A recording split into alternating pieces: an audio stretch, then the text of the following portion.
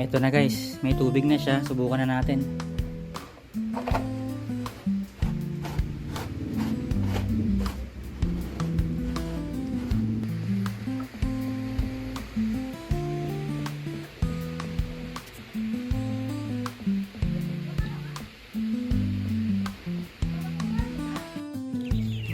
Yun, so mga dre, ito na siya. Hindi na siya tumatapon dahil nga tinaasan natin yung pader and then binabaan natin yung labasan ng tubig mga dre. Ayan.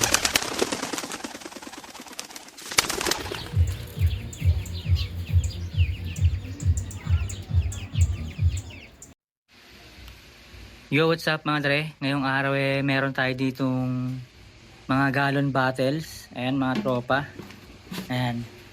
So ngayong araw mag-DIY tayo ng automatic drinking feeder or automatic drinking sheet. Ayan mga dre. So ang binabala kong i-replica ay yung nakita ko sa Shopee na ito. Ayan guys. So ayan yung i-replicate natin. At as you can see sa labas mga dre, meron na tayong nagawa. Pero yun yung version 1 which is hindi siya automatic. At ang nire-replicate ko sa ginawa kong yun ay ito. Ayan. Ayan yung nire-replicate ko na hugis hugis tatsurok siya sa ibabaw para hindi mapatungan ng mga kalapate. Pero meron siyang mga butas dito. Ayan. Yung mga butas-butas siyang papaganon. Pero hindi siya automatic. Pag sinabing automatic drinker is kapag nabawasan siya is malalamnan siya ulit. At ngayon naman ay susubukan natin mag-replicate ng kagaya ng sa nakita ko sa Shopee na ganito. Ayan. Alright. So DIY lang tayo mga tropa dahil hindi naman tayo yayamanin. Yayabangin lang. So bali ito yung unang step na ginawa ko. Ayan.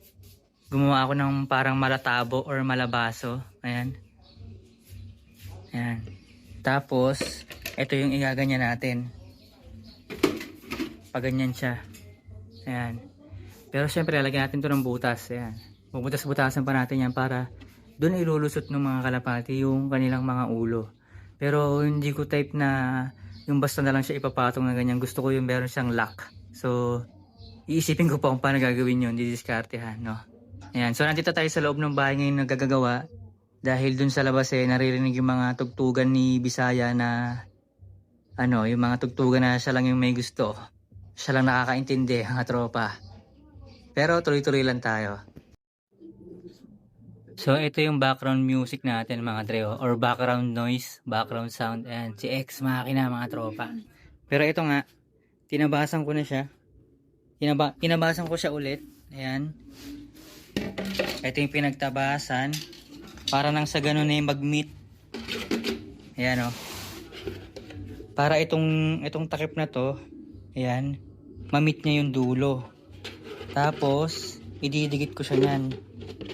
Ayan mga tropa. So ididikit ko siya niyan ng Mighty Band mga dre. So yun lang yung pinakagastos natin. Mighty Band. Pero syempre hindi naman mauubos yun nandito lang. So pag dinikit ko siya niyan dyan, so may iwan siya dyan. So ito matatanggal-tanggal to niyan. So pag nakadikit na to dyan, ayan, pag nakadikit na yan dyan, so pwede na natin tong tanggalin. Tapos lalagyan ko to ng butas dito. Ayan, lalagyan ko ng butas. Ayan, bubutasan ko dyan. Tapos ito bubutasan ko rin dito. Pero ang logic dyan is kailangan yung butas nito ay magkasing tangkad sa butas nito, magkasing height. Ayan mga dre. Alright. So update ko ulit kayo sa mga progress ng ating DIY automatic drinking sheet. So ayan mga dre, bago natin siya i-super glue, ginasgasan ko muna siya. Ayan. So ginasgasan ko muna yung pagdidikitan gamit nito, or pwedeng liha din naman. Ayan din ginasgasan ko. Ayan, kung makikita nyo, gagasgasan ko pa yan na maayos yan.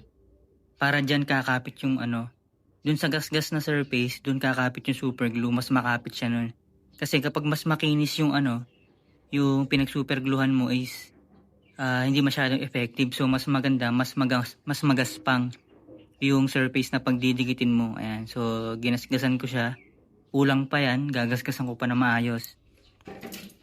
Ito rin, ang gasgasan ko na. Bago natin siya pagdikitin or super glue. Ito na mga tropa. Ayan, finished product. Ayan. So, sa harap lang tsaka sa gilid ko lang ginang butas. Ayan. Harap at gilid lang yung butas niya kasi nga, ang ipepwesto ko to sa loob ng loop ko sa sulok. Ayan mga dre. Tapos nilagyan ko rin ng ganito para sabitan. Or dito ko padadaanin yung yung tali para hindi siya galaw-galaw. Ayan. So nasa sulok lang siya ng loft. Ayan. Tapos eto na. Ayan. Ganito na yung atake niyan, mga tol.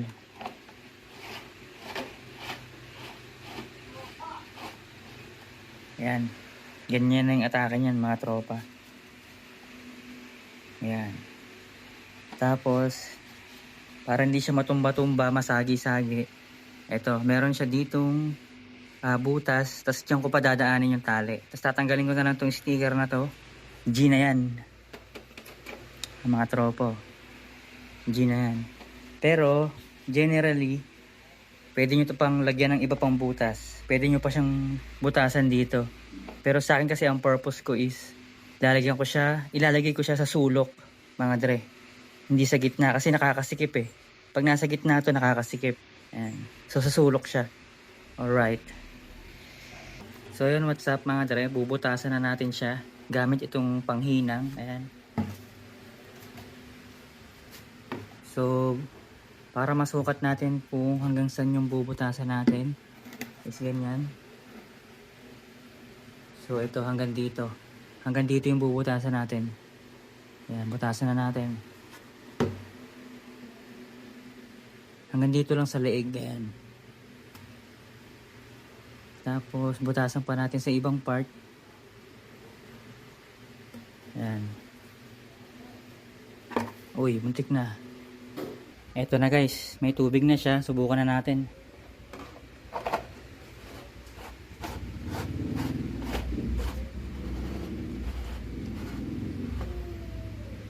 So dahil ito naka mighty band lang, huwag nyo siyang hahayaan na ibabaliktad nyo siya na hindi ito yung hawak niya. Ay yung hawak nyo. So pag binaliktad nyo siya, dahil nga naka mighty band lang to, ulitin ko. Pag binaliktad nyo siya, dito nyo sa hawakan, yan sa baba. At ayun na. Ilapag natin dito.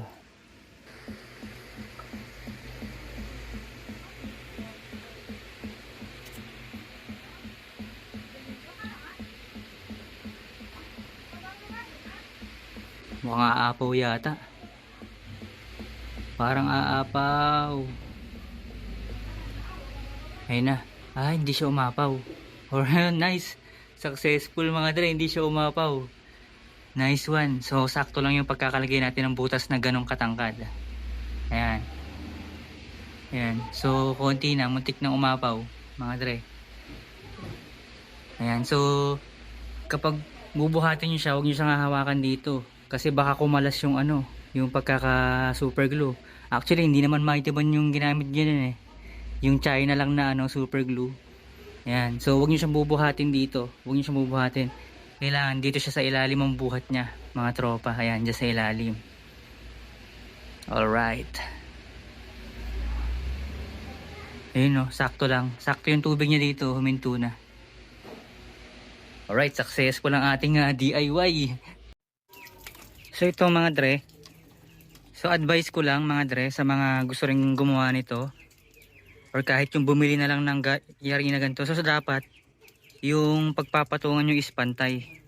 So ito kasi yung pinagpapatungan niya is lumulundo. Ayan, so tumatagilid siya. Ayan kapag ginanyan mo naman, okay na siya. So gagawa ko na lang ng paraan yan. At least successful na yung yung project natin na DIY mga dre. Ayan, so yan, subukan nyo rin. So ito, nilagyan ko siya ng ganito. Ayan. So ito na naman to, adjustable naman to. Pero yun nga, tuloy-tuloy yung tulo niya. Alisin muna natin, mga dre. Pero at least, successful siya. Kapag sa patag siya pinatong. So bali ito kasi namang ginawa kong isa is yung version niya is ano lang, yung kapag may gusto kong itimpla, ganyan diyan ko ilalagay. Ayan. So meron din siyang cover dito. Ayan. So ang nire-replicate ko kasi is yung ganito. Ayan. Pero yan. Ito kasi hindi ko pa naman siya gagamitin. Kapag nag out of town kami, kaming buong pamilya, doon ko pa lang siya gagamitin. Ayan guys. So kapag nakalagay siya sa patag, ayan, okay na siya. So kung gusto niyo gumawa, make sure lang na taasan nyo to. Para kahit papano pwede siya sa tagilid. Pero ito kasing sa akin is saktong-sakto yung taas nung nandito at saka yung butas niya sa loob. Ayan, kaya konting tabingi lang, tatapon siya. Pero at least, na-replicate natin siya ng DIY style mga dre. Yung match budget meal. Yo, what's up mga dre? Hindi pa tayo tapos dahil gumawa tayo ng panibagong version kung saan mas mataas na yung ano niya dito, yung pader or pader man yung tawag diyan. Mas mataas na pader and then mas mababa na butas mga dre. Ayan. So check natin kung palag-palag na to kahit tumabingi yung kinalalagyan niya. Alright. So hindi natin tatantanan to hanggat meron tayong ganito. Ayan. So meron pa tayong available dito eh. Ayan o. So ito kasi binibili ko sa Shopee yan. Isang set sila.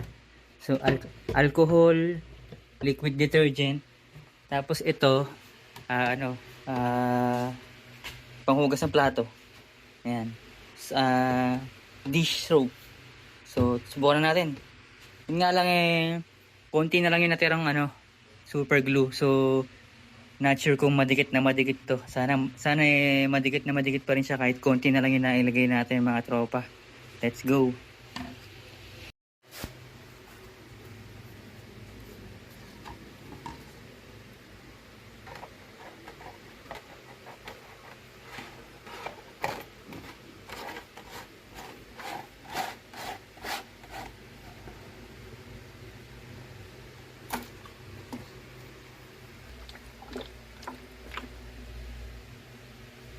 Yan, so hindi siya masyadong malakas tumulo mga dre. Pero try natin ilagay doon. Ipwesto natin siya mga dre. Yun, so mga dre, ito na siya. Hindi na siya tumatapon dahil nga tinaasan natin yung pader and then binabaan natin yung labasan ng tubig mga dre. Ayan. So ito, gagawin na lang natin siyang